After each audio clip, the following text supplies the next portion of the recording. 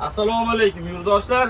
Yangilik Toshkent shahridan Krasnodar, Volgograd, Rostov yo'nalishiga ketmoqchi bo'lgan ukalarimiz uchun mana davlat tomonidan qo'yilgan avtobuslarimiz xizmatiga Rayonobus va davlat tomonidan qo'yilgan avtobuslarimiz endi buni bu yog'iga haftada 2 marta ishlab boradi. Seshanba va juma kuni Toshkentdan, Volgograd, Saratov, Rostov-na-Donu, Krasnodar, Krasnodardan Sochi, Mariupol, Gelenjik yo'nalishlariga через Krasnodarga kelganlarda taksi xizmatlarimiz bor, o'zlari tashab qo'yadi.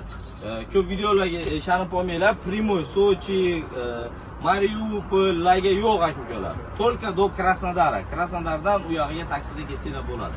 Reyslarimiz haftada 2 marta davlat tomonidan qo'yilgan avtobuslarimiz xizmatiladi.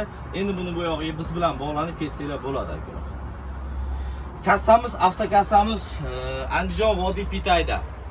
Toshkent, Andijon, Vodiy Pitay. Qo'yliq aka-ukalar. Telefon qilaverasizlar, davlat tomonidan qo'yilgan avtobuslarimiz xizmatiladi.